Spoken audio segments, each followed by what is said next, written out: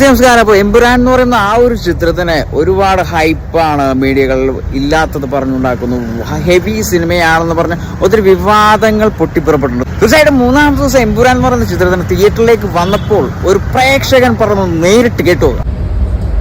എങ്ങനെയുണ്ട് എമ്പുരാൻ? എങ്ങനെയുണ്ട് പടം?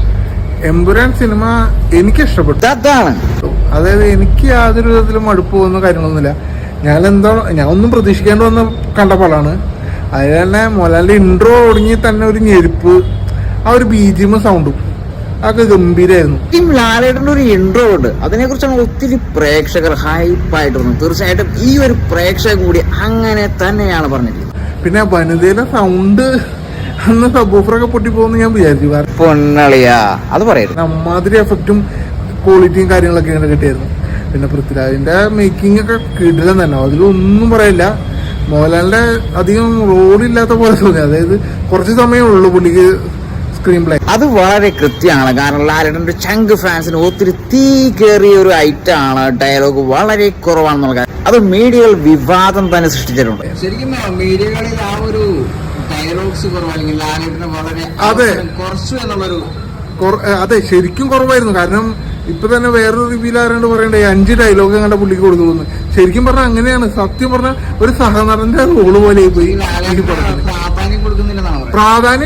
പ്രാധാന്യം ഉണ്ട്, ഭരണ കഥാപാത്രത്തിന് പ്രാധാന്യം ഉണ്ട്. ആ പ്രാധാന്യം അങ്ങോട്ട് കൂടുതൽ നേരം എത്തിക്കാൻ പറ്റിയുള്ളതെന്ന് എനിക്ക് തോന്നി. പിന്നെ പടത്തിൽ മെയിൻ ആയിട്ട് അഭിനയിക്കുന്നത് പറഞ്ഞാൽ പൃഥ്വിരാജും ടോവിനൊക്കെ തന്നെയാണ്. പിന്നെ ലൂസിഫറിന്റെ ഒരു 2ാം ഭാഗം ആണെന്ന് തെളിയിക്കാൻ വേണ്ടി കുറേ സീൻസ് മറ്റേ മഞ്ജു വാര്യറിന്റെയും ടോവിനോന്റെയും സീൻസ് ഇറക്കിയിട്ടുണ്ട്.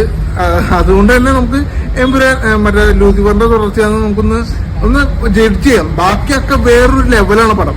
അതിൽ മേക്കിംഗ് ആയാലും പിന്നെ ഇതിൽ വയലൻസ് കുറച്ച് കൂടുതലാണ്. KGF അത്ര ലെവല് വരില്ലട്ടാ. അതുകൊണ്ട് തന്നെ ആക്ഷനും കാര്യങ്ങളൊക്കെ ഗംഭീരമായിട്ട് ചെയ്തിട്ടുണ്ട്. പിന്നെ സെക്കൻഡ് ഹാഫിലൊക്കെ ഒരു ആക്ഷൻ ഉണ്ട്, പൃഥ്വിരാജ് മോഹൻലാലൊക്കെ ആയിട്ടുള്ളത്. ആ ആക്ഷൻ എന്ന് പറഞ്ഞാൽ കിട്ടില്ല. അതിന്റെ സൗണ്ട് എഫക്റ്റും കൂടി വരുമ്പോട്ടില്ല, ഒന്നും പറയാനില്ല. തിയേറ്റർ ഇളക്കി മറിച്ച് ഓപ്പണിംഗ് കിട്ടുന്നുണ്ട്. കാരണം ഒരാവശ്യമില്ലാണ്ട് ഏതൊരു ചൈനക്കാരനോ കൊറിയൻകാരനോ ഞാനൊന്നും അയാളെ കണ്ടിട്ട് പോലുമില്ല. അങ്ങനെ ഒരാളെ ഇതില് കൊണ്ടുവന്നിട്ടപ്പോ എന്നെ പോലെ തന്നെ ഏതൊരാൾക്കും ഒരു അന്താളിപ്പുണ്ടാവും. ഇവനെ ആരാ എന്നുള്ളൊരു അന്താളിപ്പുണ്ടാവും. ആ സമയം ഞാൻ ട്രോള് കണ്ടതാണ്.